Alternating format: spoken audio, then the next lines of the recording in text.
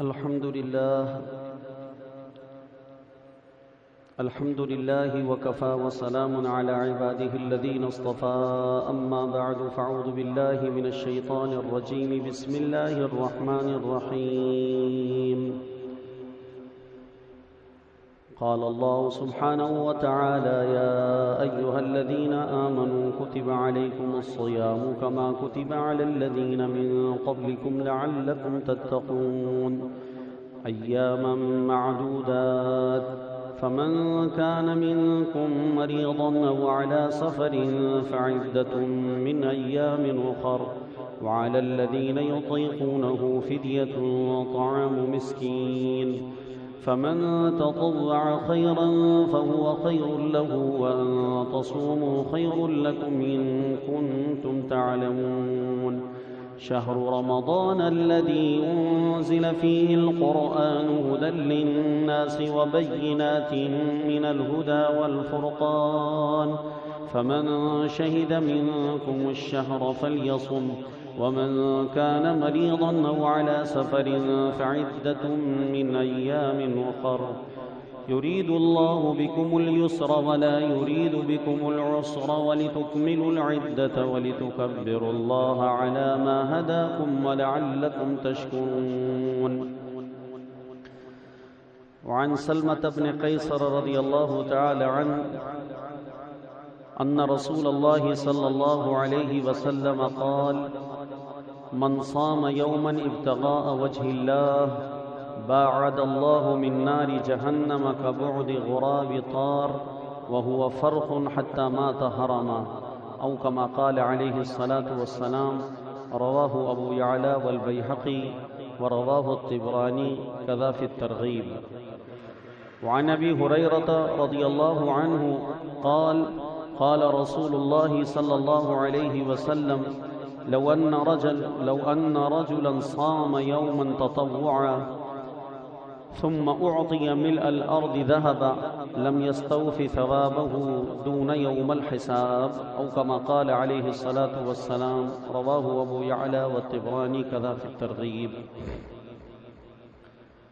وعن أبي هريرة رضي الله عنه قال قال رسول الله صلى الله عليه وسلم من صام رمضان إيمانا واحتسابا غفر له ما تقدم من ذنبه أو كما قال عليه الصلاة والسلام. رواه البخاري. وعنه قال قال رسول الله صلى الله عليه وسلم من قام ليلة القدر إيمانا واحتسابا غفر له ما تقدم من ذنبه أو كما قال عليه الصلاة والسلام. رواه البخاري كذا في المشكات. اللهم صل وسلم وبارك على سيدنا ومولانا محمد يا رب صل وسلم دائما أبدا على حبيبك خير الخلق كلهم. محض اللہ سبحانہ و تعالیٰ کا فضل اور احسان اور کرم ہے کہ ہم گزشتہ جمعۃ المبارک میں رمضان المبارک میں داخل ہوئے تھے اور اللہ تعالیٰ نے اپنے کرم سے پورا ایک ہفتہ رمضان المبارک کا روزوں کے ساتھ تراویح کے ساتھ اعمال کے ساتھ اللہ تعالیٰ نے گزارنے کی توفیق عطا فرمائی. آمین کہیں سارے. اللہم لک الحمد ولک الشکر.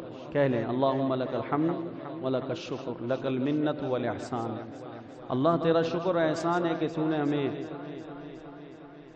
اپنے امر کو پورا کرنے میں ہمیں توفیق عطا فرمائی اور ہم نے تیرے امر کو پورا کیا. باوجود اس کے کہ شروع کے 3-4 روزے سخت تھے اور لوگوں کو کافی دقت اور پریشانی ہوئی، لیکن اللہ تعالیٰ کے ہاں اپنے بندوں کی نیکیوں پر جو اجر ہے وہ بے قدر المشقہ ہوا کرتا ہے.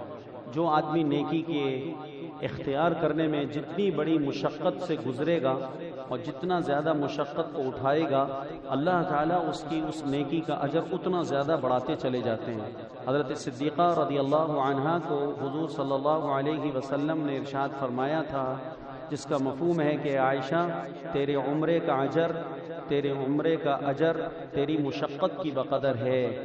جتنا عمرے کے سفر میں، حج کے سفر میں آدمی اللہ کے امر کے پورا کرنے میں مشقت برداشت کرے گا، اتنا خدا کے ہاں سے اس کا اجر بڑھ جائے گا، اتنا اس کا اجر زیادہ ہو جائے گا۔ اس لیے ہم مشقت کی وجہ سے گھبرائیں نہیں، مجاہدے کی وجہ سے گھبرائیں نہیں۔ وجہ یہ ہے کہ ہمارے ایک مولوی صاحب کا بہت پرانا مولانا عبدالعزیز صاحب ہمارے مدنی مسجد کے سابقہ امام تھے، تو میں نے مولانا سے یہ بات کئی دفعہ سنی تھی، تو مولانا فرمایا کرتے تھے کہ قرآن اور حدیث کا مطالعہ کرنے سے یہ بات واضح طور پہ پتہ چلتی ہے کہ نیکیوں میں مجاہدہ، نیکیوں میں، طاعات میں، حسنات میں، نیکیاں ہیں، طاعات ہیں، حسنات ہیں، سب ایک ہی چیز کے نام ہے۔ نیکیوں میں مجاہدہ شریعت میں بالذات مطلوب ہے، طاعات کے اندر مجاہدہ، قربانی، مشقت بالذات مطلوب ہے۔ اللہ سبحانہ و تعالی اپنے بندوں سے نیکیوں کے ضمن میں مجاہدہ چاہتے ہیں، اس لیے ہر عمل کو اللہ تعالی نے انسان کے نفس کے اوپر بوجھ بنایا ہے۔ نماز لے لو، تلاوت لے لو، ذکر لے لو، دعا لے لو، حج لے لو، مال کا خرچ کرنا لے لو، داڑھی کا رکھنا لے لو، سنت کی اتباع لے لو۔ آپ کسی بھی عمل کو اگر آپ اٹھائیں گے تو کوئی عمل بھی آپ کو ایسا نظر نہیں آئے گا کہ بس اس کو آپ مزے سے کر رہے ہیں اور آپ کو کوئی تکلیف ہی نہیں ہے، مزے سے کر رہے ہیں، آپ کو کوئی مشقت ہی نہیں ہے۔ نہ، جس عمل کو بھی آپ اپنائیں گے اور اس عمل کے ساتھ آپ دوستی لگائیں گے، بشرطے کہ کیا لگاویں؟ تلاوت دوستی لگانے کے ساتھ، ذکر دوستی لگانے کے ساتھ، دعا دوستی لگانے کے ساتھ، تہجد دوستی لگانے کے ساتھ، نفل دوستی لگانے کے ساتھ، تکبیر اولیٰ کا اہتمام دوستی لگانے کے ساتھ، رشتہ داری قائم کرنے کے ساتھ، پکا تعلق بنانے کے ساتھ، روزہ دوستی لگانے کے ساتھ، حج دوستی لگانے کے ساتھ، تبلیغ دوستی لگانے کے ساتھ، تعلیم دوستی لگانے کے ساتھ، کہ ہم ان نیکیوں کے ساتھ اگر صحیح معنوں میں دوستی لگا کر کریں تو ساری زندگی کرنا اس کا بغیر مشقت کے ممکن، کہ دوستیوں کو نبھانا آسان نہیں ہے، دوستی کا نبھانا بڑا مشکل کام ہوا کرتا ہے۔ دوستی نبھانے والوں کے لیے پھر اجر و ثواب بھی بہت زیادہ ہے، اس لیے اللہ تعالیٰ نے اپنے نیک بندوں کو اپنا دوست قرار دیا۔ الا ان اولیاء اللہ، الا ان اولیاء اللہ لا خوف علیہم ولا هم یحزنون۔ یاد رکھو کہ بے شک جو میرے دوست ہیں، دوست، ان کو قیامت کے دن نہ کوئی خوف دامنگیر ہوگا اور نہ یہ پریشان ہوں گے، کہ دوستی کا ثمرہ اللہ کی طرف سے یہ دیا جائے گا کہ دوستی کے بدلے میں اللہ تعالیٰ اپنے محبوب کو، اپنے دوست کو اللہ تعالیٰ کسی بھی قسم کی آخرت کی پریشانی نہیں دے گا۔ لیکن دوستی لگا کر عمل کا کرنا، بغیر دوستی لگائے نہیں کرنا۔ دوست تو وہ ہوتا ہے جس سے روز ملا جاتا ہے، دوست تو وہ ہوتا ہے جس سے روز ملاقات کی جاتی ہے، دوست تو اس کو کہا جاتا ہے جس کے ساتھ روزانہ نشستیں کی جاتی ہیں، اور دوست تو وہ ہوا کرتا ہے کہ اگر آنے میں تاخیر ہو جائے تو فون کر کے خیریت معلوم کی جاتی ہے، بھائی کہاں ہو؟ ہمارا تمہارا تو روز کا ساتھ ہے، روز ہم اس وقت چائے پیتے ہیں، روزانہ ہماری بیٹھک ہوتی ہے۔ ڈیرے پر پٹھان جمع ہوتے ہیں تو یہ سارے کے سارے جمع ہونے کی جگہ کے اوپر یہ سال سے ان لوگوں کے معمول چل رہے ہیں، یہ اپنے ڈیروں پر جمع ہوتے ہیں تو یہ پابندی کے ساتھ جمع ہوتے ہیں۔ جتنی پابندی یہ نماز میں مسجد میں کریں شاید اس سے زیادہ ان کی پابندی ان کے ڈیروں پر ہوتی ہے۔ ٹھکانہ، اپنے ٹھکانے پہ پہنچنا، کہ دوستی کا تقاضا ہے کہ روزانہ ملا جائے، روزانہ کا معمول بنایا جائے۔ تو اب ہم نماز سے، روزے سے، حج سے، زکوٰۃ سے، تلاوت سے، اعمال سے، حسنات سے جب ہم دوستی لگائیں گے تو اس دوستی کا نتیجہ اور اس کا تقاضا ہوگا، اور یہ دوستی تقاضا کرے گی کہ تم مجھ سے دوستی اگر لگا رہے ہو تو مجھے کسی دن بھی بھلانا۔ دوست کو کسی لمحے نہیں بھلاتا، رات میں بھی یاد رکھتا ہے، دن میں بھی یاد رکھتا ہے، اچھے حالات میں بھی یاد رکھتا ہے اور برے حالات میں بھی برے حالات میں بھی یاد رکھتا ہے، اور سچی دوستی تو پہچانی ہی برے وقت میں جاتی ہے۔ دوستی کب پہچانی جاتی ہے؟ ہاں، دوستی امتحان لیتی ہے۔ دوستی کیا لیتی ہے؟ تو کہیں اور نہ چلے جانا، تم لوگ فوراً سمجھ جاتے ہو کہ کہیں اور کی بات ہو رہی ہے۔ دوستی امتحان لیتی ہے، دوستی کا اپنا ایک امتحان ہے، تو اس دوستی کے امتحان کے اندر یہ دیکھا جاتا ہے کہ اس کو مجھ سے سچی محبت ہے کہ نہیں۔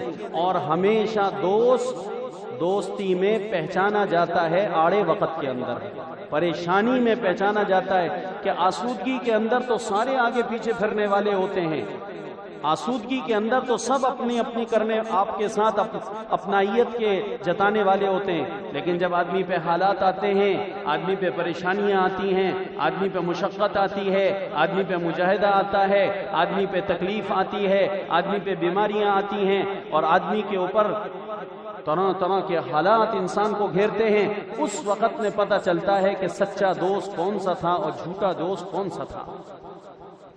دوستی کا جو معیار ہے وہ آڑے وقتوں میں برے وقتوں میں پہچانا جاتا ہے۔ تو ہم نے سردیوں کے روزے رکھے، اللہ سبحانہ و تعالیٰ نے ابھی ہمارے ہاں گرمیوں میں یہ جو روزے بھیجے ہیں، آپ کو پتہ ہے کہ خدا نے کتنے سالوں کے بعد بھیجے ہیں۔ سن 1982 کے اندر پاکستان کے اندر روزوں کے مہینے میں گرمی تھی۔ آج 34 سال کا پھیرا دینے کے بعد، 34 سال کا زمانہ گزارنے کے بعد، اور ان 34 سالوں کے سردی کے اور ہواؤں کے اور بادلوں کے اور موسم کی ٹھنڈک کے اللہ نے ہمارے اوپر 34 سال روزوں کے بھیجے ہیں۔ 34 سال کے بعد اگر اللہ تعالیٰ ہم بندوں کو اور اپنے نیک بندوں کو اللہ تعالیٰ 2-4 سال کے لیے گرمی کے روزوں میں آزمائے، تو یہ بتاؤ اللہ سبحانہ و تعالیٰ کی طرف سے ہمارے لیے کوئی زیادتی ہے؟ سن 1982 میں ہمیں یاد ہے کہ اس وقت روزے ہمارے چھٹ پنے کے اندر جو ہوتے تھے، جب ہم اپنے آپ کو نئے جوان ہوئے تھے، نئے پود بنی تھی، اس وقت کے اندر اس وقت میں روزے گرم تھے۔ آج اس کے بعد، اور اب میں آپ کو بتا رہا ہوں، میں اپنی زندگی کے اندر اس کا یقین نہیں رکھتا ہوں کہ میری زندگی میں دوبارہ اب گرمی کے روزے آئیں گے۔ اب اگر ہمیں زندگی پوری بھی ملی تو اس کے بعد ہماری پوری زندگی میں روزے ان گرمیوں کے گزرنے کے بعد سردی میں ہوں گے، اور اسی میں ہم دنیا سے چلے جائیں گے۔ جتنا مجمع بیٹھا ہے اس میں سے کسی کے پاس گرمی کے روزے کی لذت آنے والی نہیں ہے۔ جتنا مجمع بیٹھا ہے ان کے پاس گرمی کے روزوں کی لذت اب نہیں ہے۔ ہو سکتا ہے اس سے پہلے دنیا سے جانے کا وقت آ جائے کہ 40 سال کا پھیرا بہت بڑا پھیرا ہے۔ 40 سال کس نے دیکھے ہیں؟ یا تو 40 سیکنڈ کا بھی کسی کا اعتبار نہیں ہے۔ 40 منٹ میں 40 سیکنڈوں کے اندر نہ جانے کتنی اموات کے۔ ایک رمضان میں 3 گرمیاں آئیں، اور رمضان کے 3 روزے گرمی کے آئے، 1500 آدمی آپ کے کراچی کے اندر لقمہ اجل بن گئے۔ اور وہ جگہیں جہاں پر زندگیوں کی حفاظت کی جاتی ہے، کہتے ہیں یہ زندگیوں کو اور صحت کے دینے کے مراکز ہیں، ہسپتال کہا جاتا ہے۔ ان ہسپتالوں کے اندر مریضوں کو لٹانے کے بیڈ ختم ہو گئے۔ جن جگہوں پر جا کر سارا سال قوم ناچ گانے کیا کرتی تھی، اور ان جگہوں پر جا کر سارا سال قوم واہی تباہی، بے حیائی، بے شرمی کیا کرتی تھی، آج حکومت مجبور ہوئی ہے ان جگہوں کے اوپر اسپتال بنانا۔ یہ بینکٹ آپ کے جو بنے ہوئے ہیں، حکومت نے اعلان کیا ہے کہ ہسپتالوں کے اندر مریضوں کو لٹانے کے لیے بیڈ کا انتظام نہیں ہے، تو شادی ہالوں کے اندر جو ایسی شادی ہال ہیں اس کے اندر بیڈ لگائے گئے ہیں، اور ایمرجنسی مریض آنے والوں کو وہاں پر شفٹ کیا جا رہا ہے، اور ڈاکٹروں کی ایمرجنسی ڈیوٹیاں لگی ہیں۔ آج اس جگہ پر جہاں پر لڑکیاں ناچا کرتی تھیں، آج رمضان کے دنوں میں اور راتوں میں وہاں سے جنازے اٹھ رہے ہیں۔ خدا دکھا رہا ہے کہ جہاں پر تم جناب رقص کیا کرتے تھے، آج میں نے اپنے عمر سے اس جگہ کو موت کے رقص کی جگہ بنا دیا ہے۔ آج وہاں موت ناچ کر رہی ہے، آج موت کے وہاں پر ڈانس ہیں، اور جو اسپتالوں کے اندر سے میتیں نکل رہی ہیں وہ علیحدہ ہے۔ ایک نلانے والے میرے پاس آئے اور آ کر کہنے لگے، مولوی صاحب دعا کرو، اتنی میتیں ہمارے پاس آ رہی ہیں، کفن ختم ہو گئے، بسوں میں جگہ نہیں ہے، ایمبولینس والوں نے منع کر دیا ہے، ہسپتالوں کے اندر مریض کو کوئی لینے کو تیار نہیں ہے، اور حال تو یہ ہے کہ ایک دن قبرستان کے اندر 150-200 جنازے آ رہے ہیں، اور قبرستان میں 10 اور 12 سے زیادہ قبریں نہیں ہیں، 90 جنازے قبرستانوں سے واپس کیے جا رہے ہیں کہ ان کو برف کی سلنیوں کے اندر رکھا جائے، اور جب تک ہماری قبر تیار نہیں ہوتی آپ ان کو لے کر نہ آئیں۔ واپس کیا جا رہا ہے۔ جو قبر 9,000 اور 10,000 میں کھدا کرتی تھی، آج 70,000 کے اندر بلیک میں فروخت کی جا رہی ہے۔ عالمگیر والوں نے اپنا ٹرسٹ لگا دیا ہے، یہ قبرستانوں کے آگے عالمگیر والوں نے اپنے ٹرسٹ کا کیمپ قائم کر دیا ہے کہ جو لوگ اضافی رقم دینے کی پوزیشن میں نہیں ہیں وہ ہمارے ٹرسٹ سے پیسے لے کر اپنی میت کو دفنا دیں، کہ وہاں پر گورکنوں نے اس کو بھی کمائی کا ذریعہ بنا لیا۔ یہ کیسے سفاک اور کیسے دل ہمارے اندھے ہو گئے کہ اگر اللہ کی طرف سے کوئی عذاب کی یا امتحان کی شکل آتی ہے تو قوم اس میں انابت کرنے کے بجائے، قوم اس میں اللہ کی طرف متوجہ ہونے کے بجائے اور اللہ تعالیٰ کے ساتھ باغیانہ زندگی کے ساتھ مقابلے پر آتے ہیں۔ 50,000 روپے میں خبر مل رہی ہے اس وقت میں، عام دنوں کے اندر 9,000 10,000 میں خبر ملتی ہے۔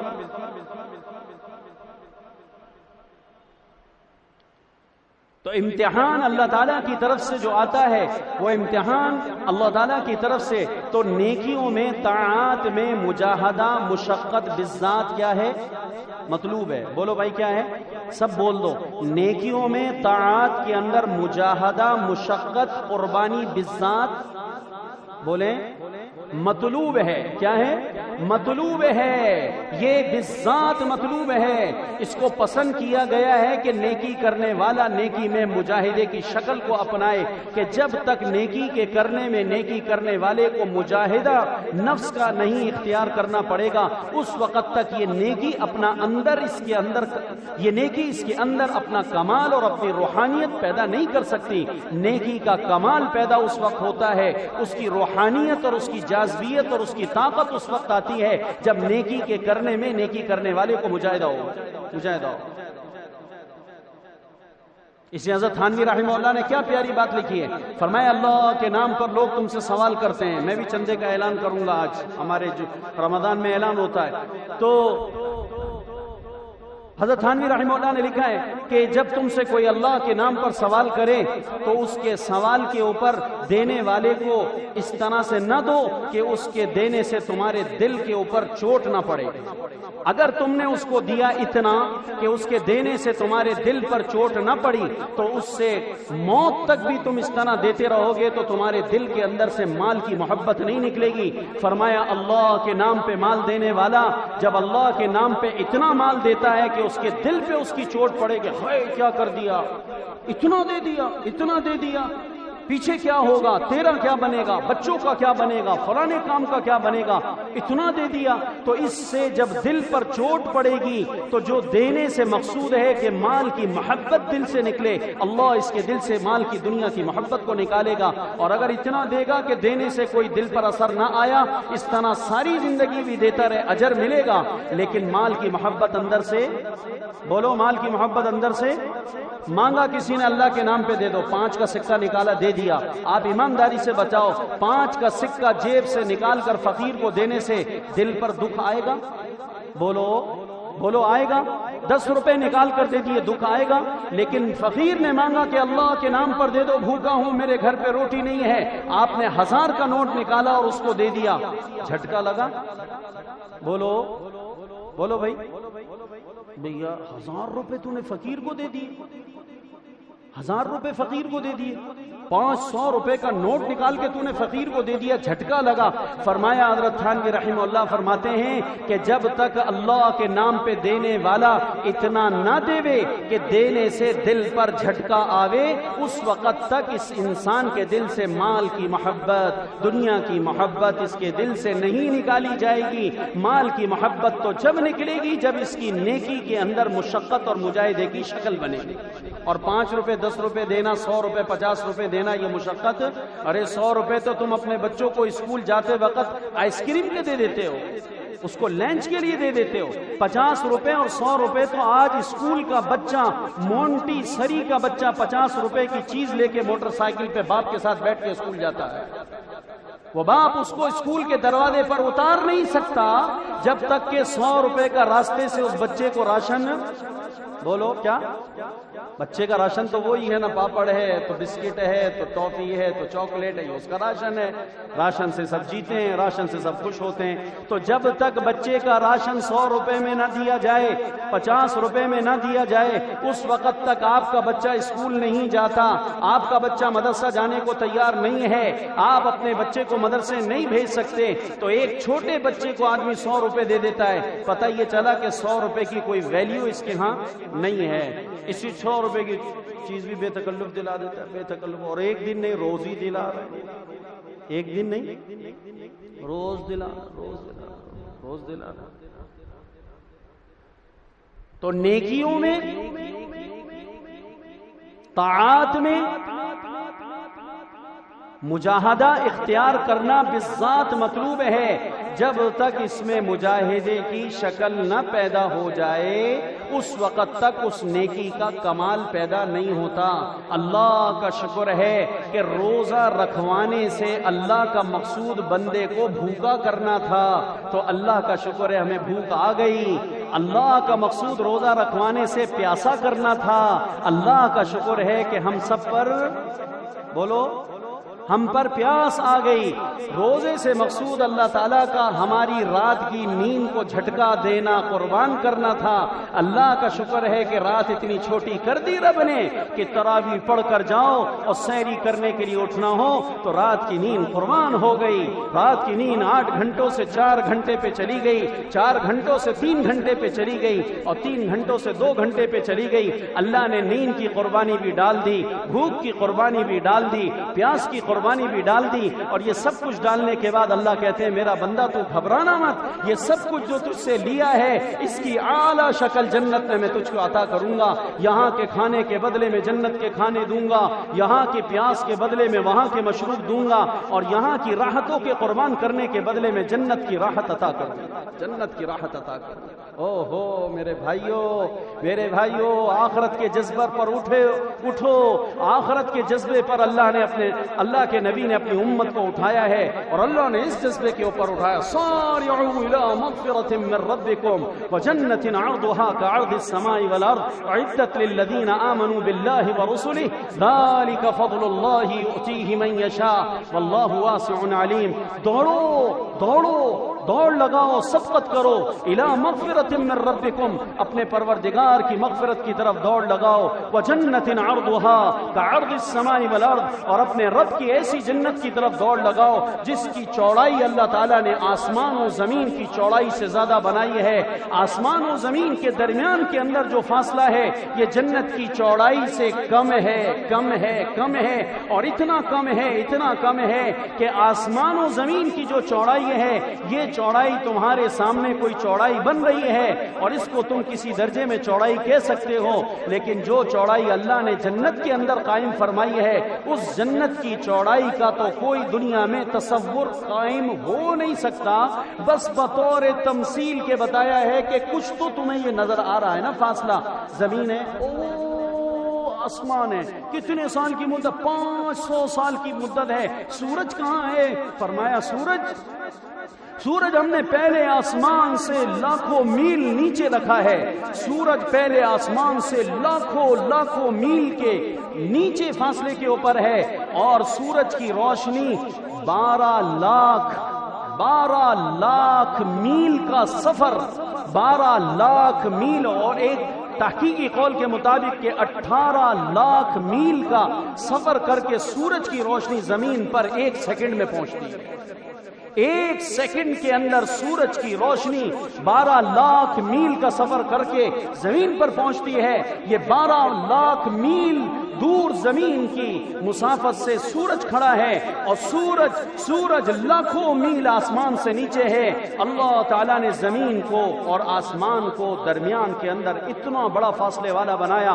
فرمایا وَسَارِعُوا إِلَى مَغْفِرَةٍ مِّن رَّبِّكُمْ وَجَنَّةٍ عَرْضُهَا كَعَرْضِ السَّمَاءِ وَالْأَرْضِ أُعِدَّتْ لِلَّذِينَ آمَنُوا بِاللَّهِ وَرُسُلِهِ ذَلِكَ فَضْلُ اللَّهِ يُؤْتِيهِ مَن يَشَاءُ وَاللَّهُ وَاسِعٌ عَلِيمٌ۔ النعیم، اللہ تعالیٰ کی جنت کی طرف اور اللہ کی مغفرت کی طرف دوڑ لگاؤ۔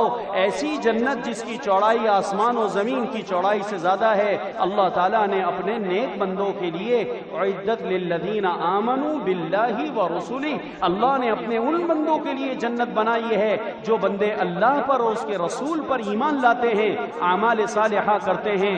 اللہ اکبر، اللہ اکبر، اللہ اکبر۔ اللہ سبحانہ و تعالی بڑے قدردان ہیں۔ ما قدر اللہ حق قدری، ما قدر اللہ حق قدری۔ بندو تم نے اپنے رب کی قدر کو نہ پہچانا۔ اللہ تعالیٰ شکوہ کرتے ہیں کہ بندوں نے میری قدر کو نہ پہچانا۔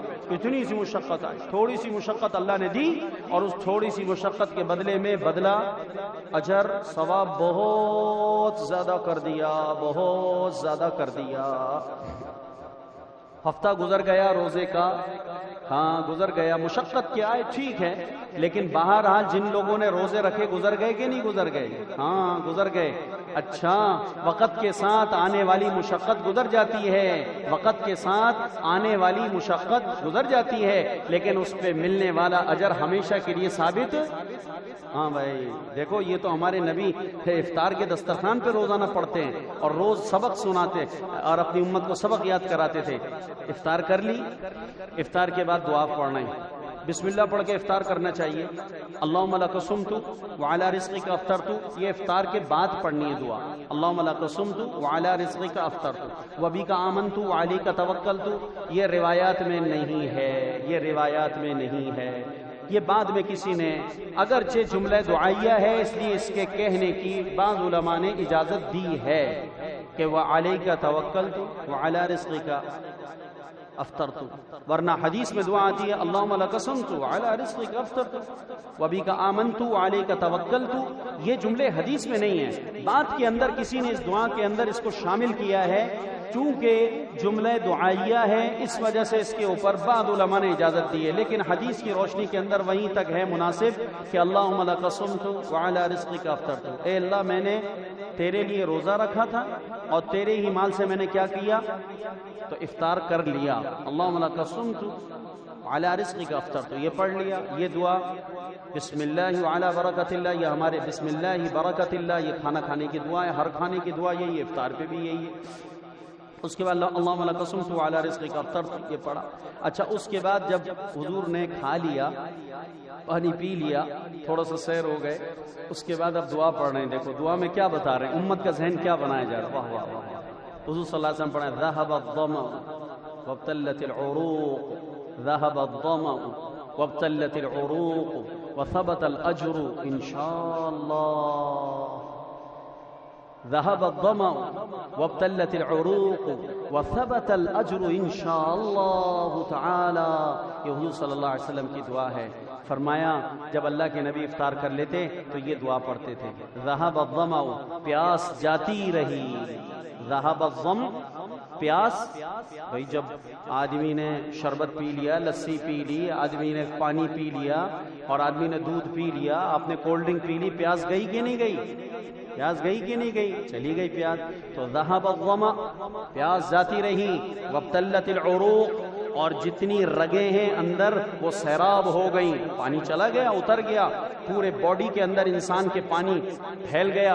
انسان کے بدن میں 70% پانی ہوا کرتا ہے، تو انسان کے بدن میں جب اس نے پانی پیا تو اس کی پیاس، اس کا حلق خشک تھا، اس کا حلق تر ہو گیا، اس کی پیاس جاتی رہی، ایک گلاس سے نہیں گئی، دوسرا پی لیا، دوسری نہیں سے نہیں گئی، تیسرا پی لیا، تیسری نہیں، چوتھی۔ سب سے زیادہ گلاس پی کے کون آتا ہے بتاؤ جلدی سے، جلدی سے بتاؤ، افطار میں سے زیادہ پانی کس نے پیا؟ کتنے گلاس؟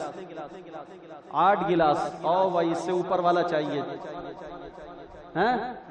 وہ بابا یہ الطاف بک والا کہہ رہا ہے میں 10 گلاس پیتا ہوں، حصہ بقدر جثہ، اس کا جسم بھی ایسا ہی ہے نا۔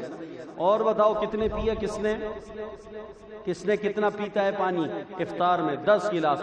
اب جو آدمی 5 گلاس پر سیر ہو رہا ہے اس کو آپ 7واں گلاس دیں، پیے گا؟ جو 10 پہ سیر ہو رہا ہے اس کو 12واں گلاس دے پیے گا؟ پی نہ، تو سارا دن شور کر رہا تھا، پیاس لگ رہی ہے، روزہ لگ رہا ہے، پیاس لگ رہی ہے، روزہ لگ رہا ہے، پی۔ اللہ کہتے ہیں پی، کتنا پیے گا، کتنا پیے گا؟ 4 کے بعد، 5 کے بعد، 2 کے بعد، 3 کے بعد، آخر بس ہوتی ہے، پھر بس ہوتی ہے، یقیناً بس ہوتی ہے، آخر بس ہوتی ہے، پھر بس ہوتی ہے، یقیناً بس ہوتی ہے، بس ہوتی ہے، بھسٹ ہوتی ہے، ہاں بس بھسٹ ہو گئے، اب نہیں پیا جا رہا، اب جب پی لیا سیر ہو گیا۔ حضور صلی اللہ علیہ وسلم کہہ رہے ہیں اب یہ دعا پڑھو، ذهب الظمأ، پیاس جاتی رہی، وابتلت العروق، اور رگیں سیر ہو گئیں، رگیں سیر ہو گئیں، تو پیاس چلی گئی، رگیں سیر ہو گئی، تو اب ہمارا رگوں کا خشک ہونا نقصان دہ نہ ہوا۔ پیاس کے آنے نے ہمارے کو کوئی تکلیف، پیاس کے آنے سے کوئی تکلیف نہیں، اس لیے کہ پیاس تو چلی گئی۔ اب اگر رہتی جیسے جہنمیوں کو رہے گی، وہ کہہ سکتے ہیں عذاب ہے، پریشانی ہے، لیکن پیاس آئی چلی گئی، بخار آیا چلا گیا، سر درد آیا چلا گیا، بھوک آئی چلی گئی۔ دیکھو جو چیز آنے کے بعد چلی جائے پھر وہ زحمت، ہاں جو تنگ کرنے والی بیوی آتی ہے پھر کچھ سالوں کے بعد کیا ہوتی ہے، بولو، چلی جاتی ہے، بس چلی گئی تو بس چلی گئی، ختم، بس جان چھوٹی، فارغ ہو گئی۔ تو انسان پر تکلیف آئی چلی گئی، اللہ کے نبی نے فرمایا پیاس جاتی رہی، رگیں سیر ہو گئیں، اب اس کے بعد امت کا ذہن بنا رہے ہیں وَثَبَتَ الْأَجْرُ انشاءاللہ، اور اس پیاس کے آنے پر اور رگوں کے خشک ہونے پر جو اللہ کی طرف سے اجر ہمارے لیے لکھا گیا، وہ اجر ہمارا ہمیشہ کے لیے محفوظ ہو گیا، ہمیشہ کے لیے۔